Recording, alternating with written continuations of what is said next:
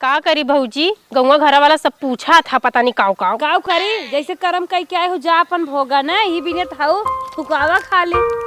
तू आ गेलू बाजारे से? का करी तोहरे मारी बाजार जाए गए तब बाजारे जहाँ जहाँ खड़ी होते वहीं मुहिक मुँह चोराव परले परी जा जा पागल भौजियो के हम भरिए लागल बाड़ी। का करी, अपने मन के कैले बाड़ी तो भरिए बाटी ना। पता नहीं का हुआ, बड़की माई बहनी बैठी है, चल देखी कुछ कहा थे का।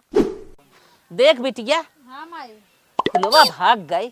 देखी वैसन तय जिनकारी हम कहाँ भागा तोर घर दुआर इतना निक के है, बियाह शादी भाई के बाद देखत है भाई भाग पर आन बाटे गई बाटे है, पता नहीं कैसे मानी जानी जाता का होत बा। आय हम गई हैं न थुकवाई के आ जाई ऐसन करू जिन तबे कहा था है नहीं ऐसन पागल हो गोड़ धरती बड़की माई।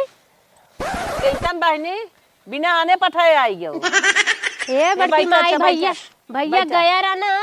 हाँ? तो का करी कलिए भैया हमें ले आओ, चला बहुत परेशानी होता रहा में हमके। और अपने मन का करा ससुर में तो परेशानी न होए, अपने मन के ऐसे बिटिया बह जाए न भले परेशानी ना तो काट के फेंक दे माया। का करी बड़की माई, हम सोचे रहे कि हम ओकरे संग जात बाटी, बहुत बतियावत रहा फोनवा में, हमरे घर बा, हमरे दुआर बा, हमरे बढ़िया खेती होला, तो ओके रानी बना के रखब। हम तो चली गए, बाकी वहाँ ले जाके ना हमें सूखे सूखे खाना दे देते, सूखे भात सूखे रोटी दे देते बड़ों से। हम एकदम घुरा के हम उबिया गए हैं। यही है देखा बिटिया, आज हमारे बस कसम रही होती, महतारी बाप के बस कसम रही होती, अच्छे से करे हो दावा से कौनो दुख तकलीफ पर चल के पूछी चढ़ के। आय अब हम जब हमसे सब सुपर हो गई हो तो का पूछी कवन दावा दिखाई। सही बात बड़की माई, हमार भौजियो हमके तनको ना मनती, कहा थी जा अपने मन के करे तो जा, अब बतावा का करी। अब तो छोड़ तो ना बनत बा, एक ठे लड़का हो गल बा, कैसे छोड़ के आई। गलतियां तू पहले ही कह दू, छोड़बू का जा है फोन से मत बतियावा, तब वो कहते चल अपन देख ले हमार के हमार माई बियाह करे बा। सही कहा थी बहनी, तो माई बाप का बात मान के तो बियाह करे चाहिए। हमार बाप बहुत कहना बाकी हम ना सुनली, चली गए ओकरे संगे भाग गए। हम भाग गऊ ना, आज दावा से वहां हमारे बिटिया तनिस कुछ कह दे तो दावा चढ़ बैठा, उनका सबके खड़ा हो मुश्किल हो जाए। गिलटे के कटाई में पहनावत बड़ो से, गिलटे के काने में के कुछ न देगा, बहनी के सोने के बनवाए रहू का निकाल के रखे हमारे बड़ा बड़ा बड़ा झुमका बाटे का झुलाई घरे हेर आए के मारे रखी है बहनी ने। तो का कह जाए, तू तो अपने गोड़े में अपने टंगारी मार ली हो, अब तो तोहरे बारे में हम कुछ कही नहीं पावत है। का करी बड़ी तनी फोन कही देती तो तू ही झरझरा देती कि नदी गाड़ा भगा के तो ले गए और कैसे राखी बतियावन काहे बतिया जैसन करे वैसन भोगा, हमरे माइक मत लसारा उमन बड़ी बात तो याद तुम्हारे पूछो तब तो भाग लियो। ये है लड़कपन बुद्धि में लड़कियां का कह जात हैं ओके बाद में पछताई ही।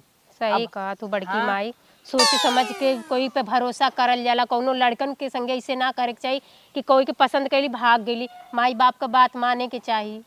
उम्र समय में बेहबावल है तो आज सब माई घउओ लागत मरबो कर। अरे मोरी माई बहुत मारत बड़की माई, का करी छोड़ दे ही। अब छोड़ के कहाँ जाबू, न नैहरे ओल बाटू न ससुरे लाए बाटू। सही कहा तू, नहीं हरो तो ना तनको कदर बा बड़की माई। भौजियो मार गुस्सा थे, भैयो गुस्सा थे, और माई बाप तो का बोलबे न करते हैं, भैया भौजी उनके दबाव में रखा थे। सब कैसे बोले भैया भाई भौजी के होते माई बाप के होते दावस गई हो तू तब न सब खड़ा होत, कौने दावस खड़ा हो। हमरे घरे देखा एकदम ऐसो आराम के जिंदगी कटत, एकदम मस्त घर दुआर मिला, अपने माई बाप पसंद से शादी करे है। सही कहा तू बहनी, तुहार नौकरी हो सुनी ला नौकरी करेला ना। ए बहनी जा तू अपने घरे, अब हमारे लगे रह दे, तोहार दुख एने दूर हो जानो। का करी बड़की मैं बिहान आवत हली आई जाई भिरभिरैया गाड़ी लेके आवत टिकटिकावत वही से जा तो वही के बाद जैसन कइले बाड़ी अब वही न बितावे के बाद चली बिताई जा। अच्छा पियत तू तना बहुत पियत था, पहलवा ना पियत रहा, जब फोनवा उस बतियावे न पियत रहा, अब तब सिगरेट पियत, दारू पियत, बहुत मारा था हमें। का करिए बितवही के बा अपने मन का कैले बाड़ी। जा बहनी जा जा अपने सब हम का कहबई करी, अब हमसे कहीं नहीं जाता, राने परोसे के बात हुए बर्दाश्त ना हो सुन के। दूसर के हो तो मुंह से ना बोलत माई। अरे बहनी जाए दे का करी बहनी, बोलही के पड़ेला, हमार घर खराब बा तो बोलही के न पड़ी। हे बहनी अपन नंबरवा दे दे तू तनकी तो। हम नंबर नंबर न दे तू जा तो से के व्यवहार रखी। जा तू करता वही खराब कर दे हो के तो से व्यवहार करे। सही कहा तो ऐसा ना करे होती तो गांव घर में हमहू तनी घूमे टोले लायक रहल होती। जा जा अच्छा जा।